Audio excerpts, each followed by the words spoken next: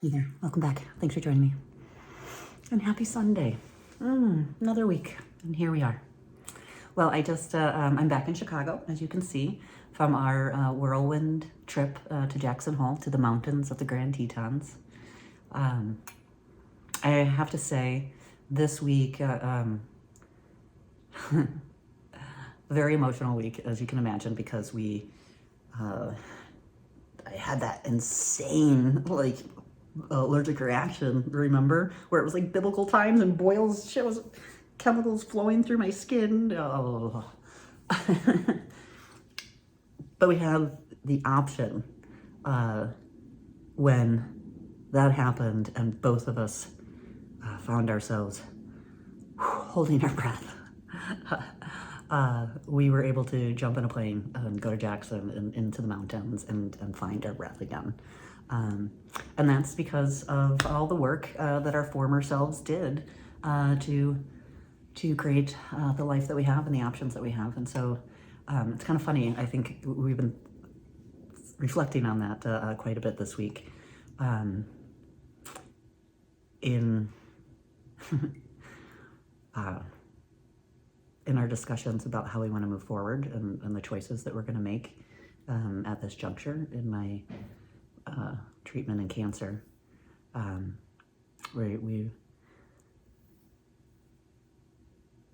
So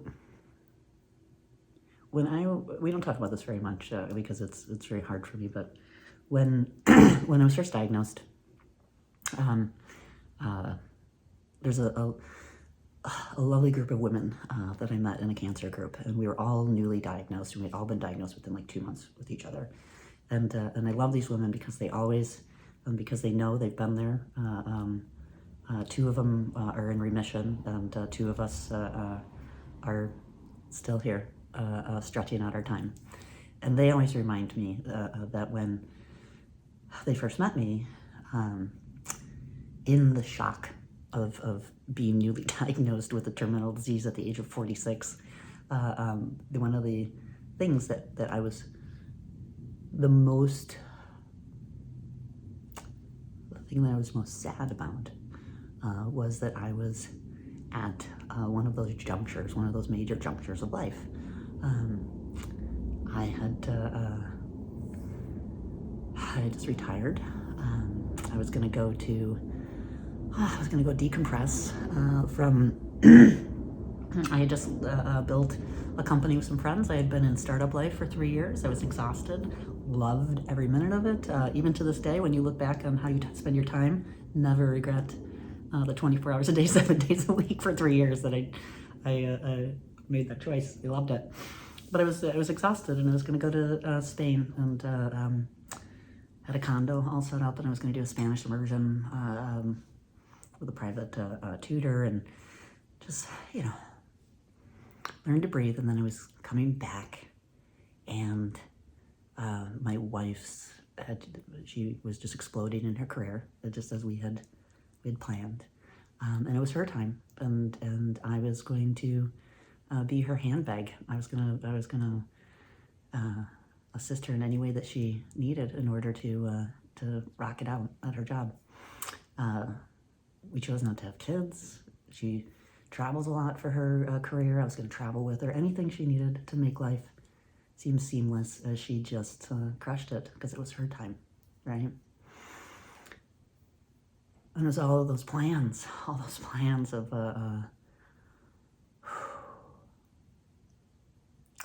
plans, all those dreams, all those things that we were just about to walk into, and poof, overnight it was gone. And when I met these ladies, that was my greatest sadness at the time, when I was first diagnosed, was that we were just on the cusp of this beautiful new adventure in life, and also for me, because I lost the first 20 years of my life having my brain scrambled by the choices of our parents to inflict drama upon us. was super excited. I was going into the last half of my life. Like, happy and joyful, and it was so much awesomeness. And boom, it disappears. But over the years, last year when I traveled around, remember we went from Morocco to Spain to London to Helsinki and Maui, like all over the place. And as these ladies remind me, I have had the opportunity to kind of not recapture, but make some of those experiences that I had dreamt about, right? And this week, in these last couple of months, as you know, we have bought a new home in Jackson for my wife for the after times. We're setting it up and making it to be a lovely home for her for when I'm not here. But in doing this, we also have the opportunity to kind of make some of those experiences that we had thought about, because our part of our retirement, besides traveling the world and all that stuff, we were going to move to Jackson, and we were going to have that be our main residence and have Chicago be that we would come in if she needed for business, but just for weekends, see our friends, go to the theater, things like that, kind of flip our worlds. And now, because we have that house, we're kind of able to pretend for a little bit. We have an opportunity to kind of make some of those dreams come true. And that's what we were doing this past week. Is we were trying to really focus, because it is an insane time right now, as you know. There's a juncture of, do I continue? Do I walk back in those doors? Check myself into the ICU to try this treatment again? Or do I move into a world where our life isn't dominated by doctor's appointments and hospital visits and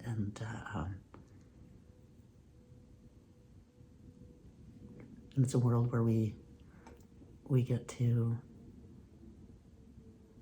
maybe move to Jackson and pretend that our dreams came true.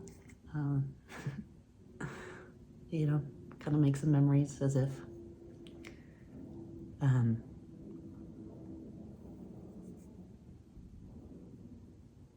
In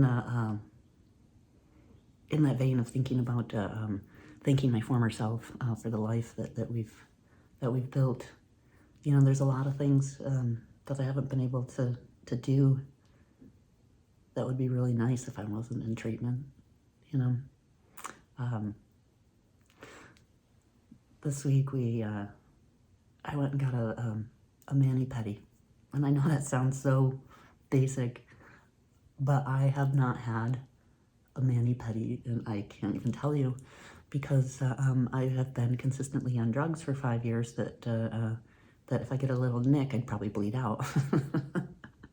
So, rational or not, I have been afraid to get a mani-pedi. And I thought, gosh, man, if I'm not in treatment, I could get a mani-pedi once a week. I could go swimming every day.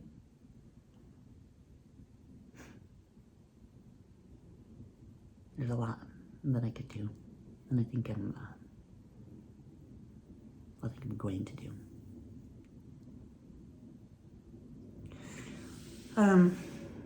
As you can imagine, this week was a week full of titration. We were trying very much to enjoy the cooking, the fireplace, my wife skiing, just making it be that. But then, of course, we would dip into, how are we going to move forward? What are we doing? And I think that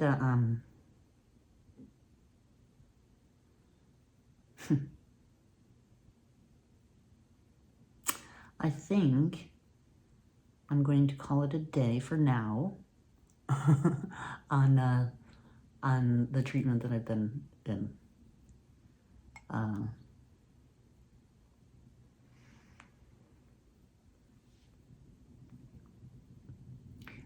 This chemo, the reason I check myself into the hospital, the reason I check myself into the ICU and every other week for the last 9 months and go through the terror of these treatments is because it works. It actually kills my cancer. The only reason it spread a bit recently was because if you remember, I couldn't be on chemo because my blood wasn't, platelets weren't working, blah, blah, blah, blah, blah. It was the 4th chemo break, and there was spread. But on this drug, when I'm able to take this drug, not only does it not spread, but it actually kills it. Like, you see my scans, and it's, but I can't, I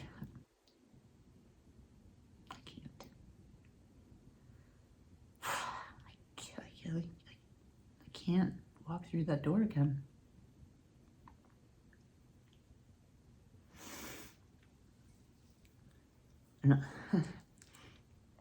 And not only is it obviously like super scary, and they struggle with that, but I get over that. You know me. If it was just about fear and emotions, I would be walking through that door, because that's what you do. And that's what I've done for 5 years.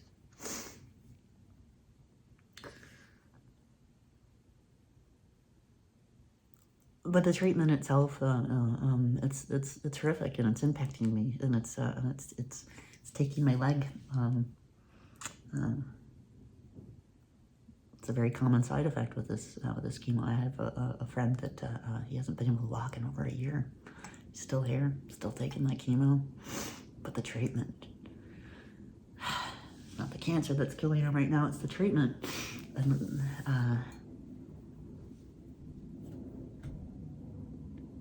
I think that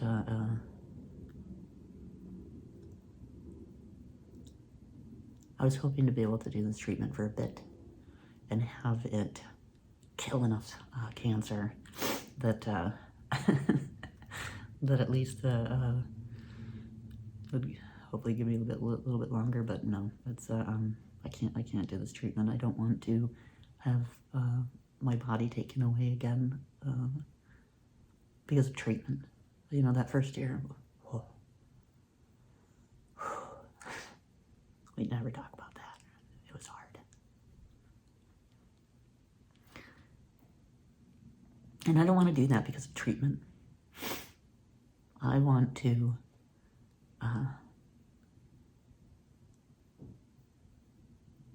be able to enjoy my time as much as possible.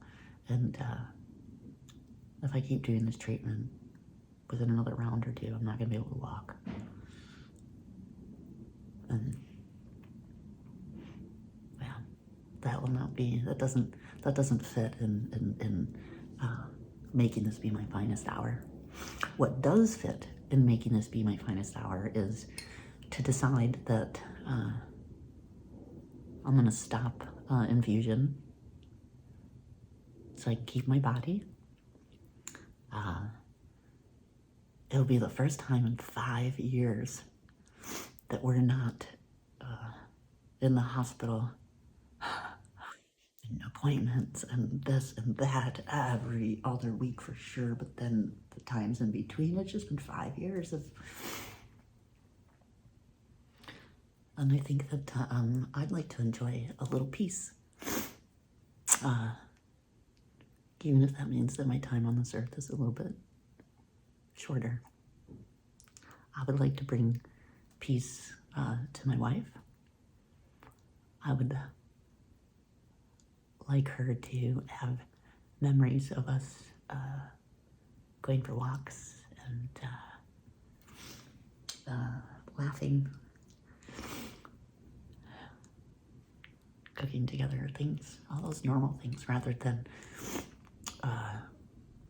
watching these horrific incidences in the hospital. You know what? I'm sorry. I just 1 second. I am 1 minute.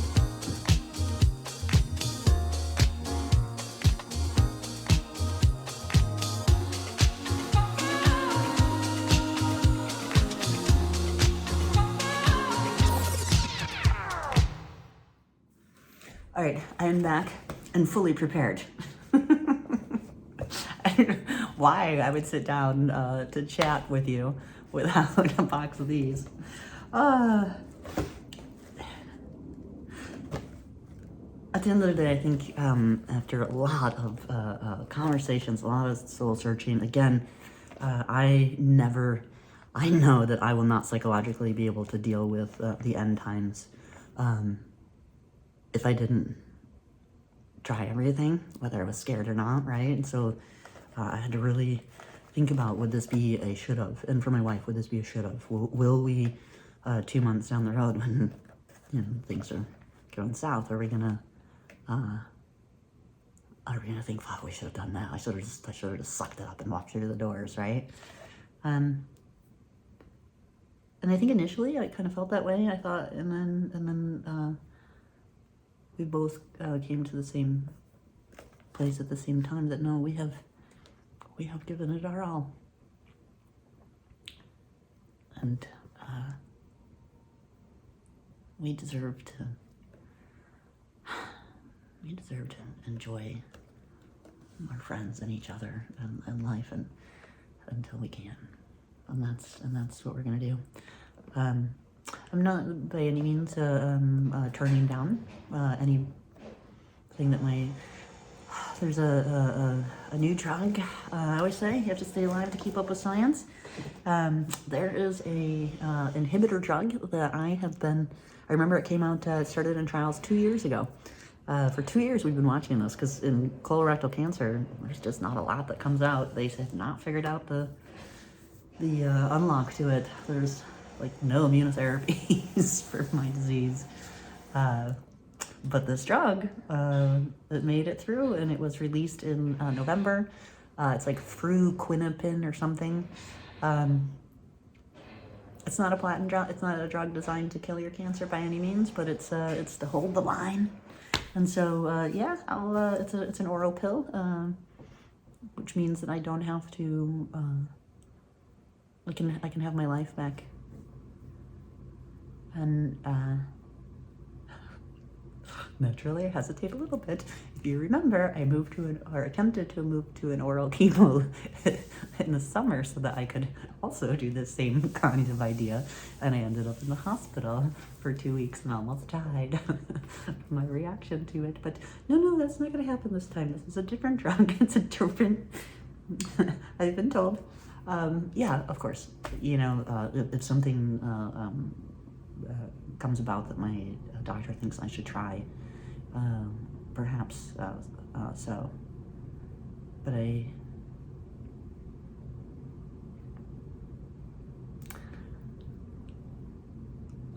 think I figured out how to make this my finest hour, and that is to walk forward gracefully and move to Jackson with my wife and enjoy until I can.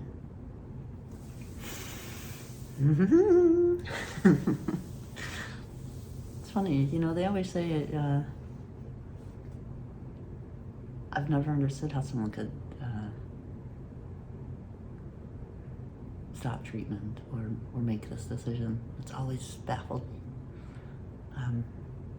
I thought they were incredibly brave. I thought it was amazing, but I just never understood for me. And people always say, you'll know when you know. You'll know when you're ready. This does not mean that I am ready to die by any means, but I want to do it my way. I'm not going to chase treatment and no.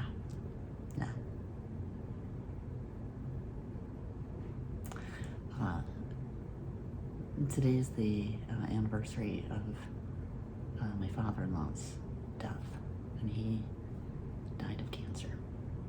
My poor wife lost her father in January of 2019, and then 3 months later, her wife was diagnosed with stage 4 cancer. But in our joy, in our reflection of him today, we also remember that he died a very cancer death. Exactly everything that's running through your head right now about all the grossness of the end times of cancer, he went through. And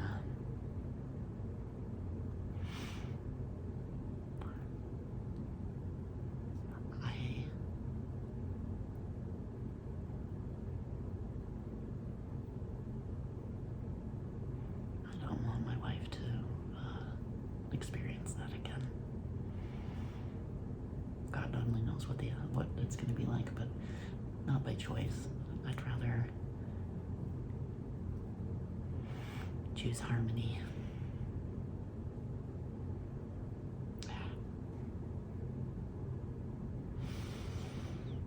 Well, that's how I feel for today. I'm still having doctor's appointments and discussions. We'll see, but I definitely know it's time to stand down. In that, as you know, I've been preparing for this this time.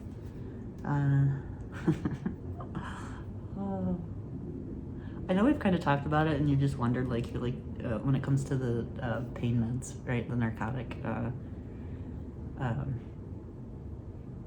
You know, you always keep saying, like, Nicole, if you're in pain, just take the pain meds. And I think this week it hit me why, one, I'm so resistant, and two, why it's I'm struggling with it, even though it makes total sense, and even though I know it's because, as you know, since I've been diagnosed, all we talk about, right, is I am trying to figure out how the fuck everything works and make plans around it. I'm always planning, right? I have project managed the fuck out of my cancer. That's how I work. It's giving me, it helps me to make that next step, right?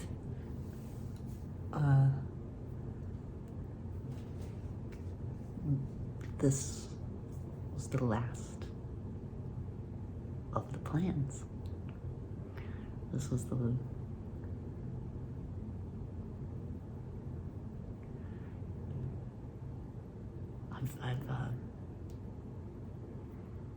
I've done everything else.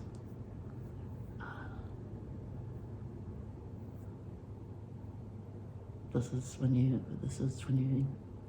you start the pain management program. This is the last of the plans. And I think that's why I've just been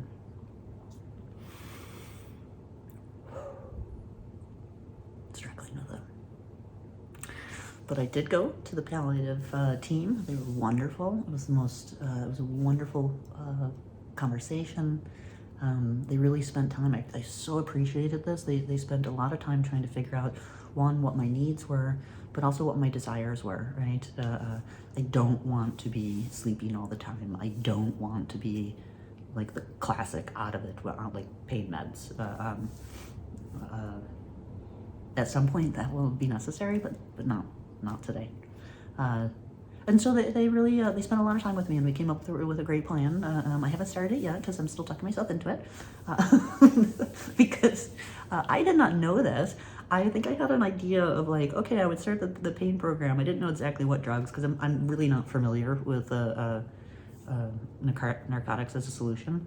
I've been very fortunate and never had to use anything to manage my body except for food. I thought they were pills. I thought it would be like Advil, right? Like you you're experiencing pain, and you take the pill and the pain goes away, and then you decide if you want to take another pill or if you want to just ride it out for a little bit because you don't want to be sleeping or like muddled, right? And I didn't realize that in actuality, it's a patch that I'd be starting on that you put on yourself. It stays on. It's a patch that stays on you 24 hours a day for a week, and then you take it off, but you put another patch on. I didn't realize that. It's 24 hours a day. It's attached to me. I have, the first thing my wife asked the doctor is, she said, okay, so how does this drug work?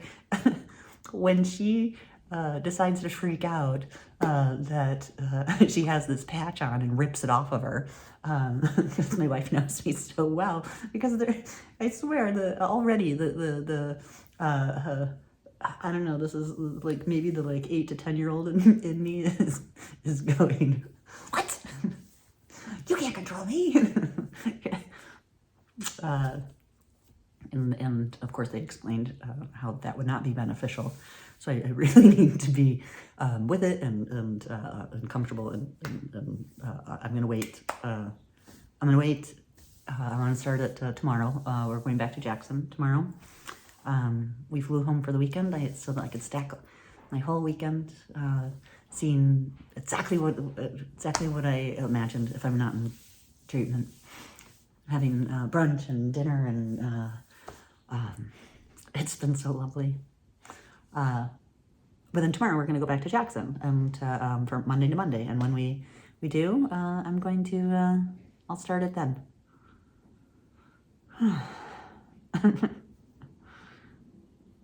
They also gave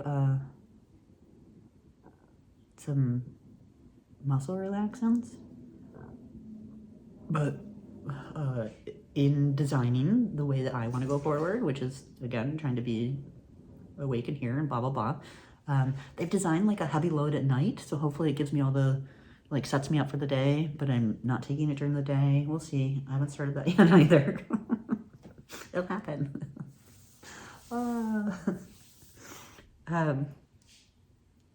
I know we were going to do a deep dive into what I learned so that we could chat about the palliative program of narcotics, and we have so much to talk about when it comes to.